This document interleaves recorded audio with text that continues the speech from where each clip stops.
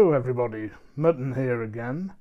As I mentioned at the end of my previous video, instead of doing one long video about the trip to the vaccine clinic and my weekly weigh-in, I've decided to split it up into two bits. Two pretty small videos, but I didn't want one video veering sharply off content. So I'm adding this prelude the day after I've actually weighed in, before I've started editing my videos. And it's just to tell you that I'm feeling okay, feeling reasonably energetic, and whilst there's a bit of hunger there, it's not so bad now. We're into the fourth week, nearly halfway there, unless I have to extend the diet. Still on the 3 shakes a day, but I've varied the little bit of extra calories, mainly from vegetables, that I can take in. When you're dieting, soup is your friend, and when you're doing a very, very harsh diet like this, consommé is your best friend. I mean, that is pretty tasty, and if you can see on the calorific content, the whole tin is only about 28 calories, so you know, if I feel as if I need something, it's a great thing to have. And I'm going to try and find some vegetable consommé, chicken consommé for a bit of variety. You can put a few chili flakes in, black pepper, chives, all that sort of stuff if necessary, but this particular beef consommé is pretty good on its own. So anyway, I'll take you over to the main content of the video, the weigh-in. It's another day, but it's a Thursday. So that's weigh-in day, blood test day. So, before we go on to today's or this week's scores on the doors, let me remind you of what they were last week. I weighed in at 126.9 kilos last week, which was a slightly disappointing loss of only 1 kilo.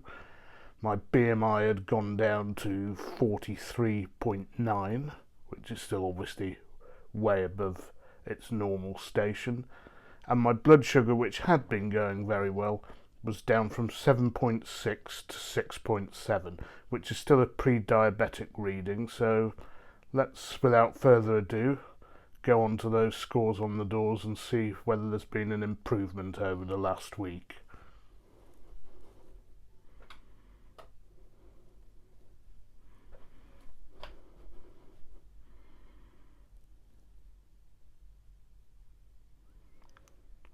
That's better, that's much better. 124.4, I'm happy about that, 2.5 kilos off. So, that's a reason to be cheerful. Let's hope the blood test is equally good.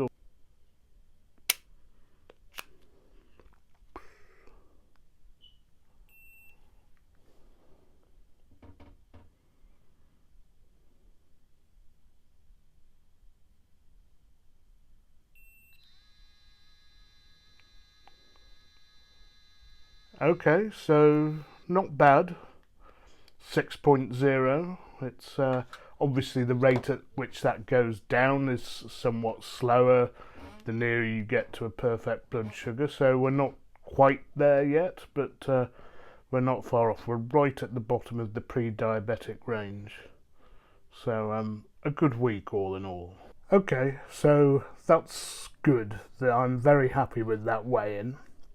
It's the sort of rate of weight loss I expect from this diet, and if I sustain that till the end of week 8, I should more or less have got to where I need to be. It might mean I need to do another week because of that bad week, but let's look at the scores on the doors. And obviously the weight has gone down 2.5 kilos. From 126.9 kilos to 124.4, so that's, as I said, a 2.5 kilo weight loss, and a total weight loss over the 3 weeks of 5.6 kilos. My BMI has dropped from 43.9 to 43, but that still puts me in the heaviest category of obesity. But the good news is that it only needs to get down a bit more before I leave obese category 3, as it's put in some circles. But to be merely overweight and not obese, I have to get that down to 30, which is below 90 kilos, I believe. So that's going to take a long time. And blood sugar down from 6.7 last week to 6.0, another good chunk off that, and a good step in the right direction. And it was 17.9 originally. 6.0 is still a little too high. Not much, just a little. It's right at the start of the pre-diabetic range, although I've seen some graphs which suggest that 5.5 is the upper limit of a normal range. So next week I should be in the non-diabetic range of fasting blood sugars. I also check my blood after I've eaten, just in case there are any spikes. Well, when I say eaten, it's mainly liquid, and everything's been okay so far, so fingers crossed that'll be going well. I've also bought tons of vegetables, particularly red peppers and tomatoes, because I'm going to have a go at making my own vegetable soups, because I think the culprit for the bad week was a commercially bought pea and mint soup. There must have been way too much carb in that. The calorie content in itself was okay, I checked that, but it seems there were too many carbs. But if anybody has any extremely low carb soup recipes, please send them to me. I'd be delighted to give them a try. I'm not great at these things, but roasting a few red peppers or courgettes or aubergines and blending them with tomatoes and adding the requisite amount of water and spices and herbs, not too difficult really.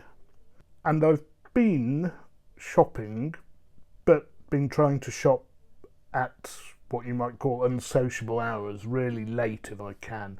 If I do go during the day, it's like a game of dodgems, avoiding the people wearing the masks below their nose or not at all. And yes, there are people still doing that. Unbelievable, when they know they're going to get vaccinated in a few months' time. But it is what it is, and given I'm going to have at least efficacy from the stuff I've already received or the real vaccine in March, I'm being extra careful until then. There's no point me taking any risks.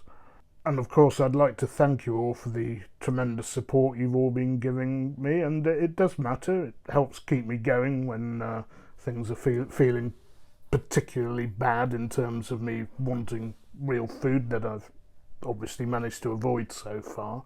So please keep viewing, keep supporting me.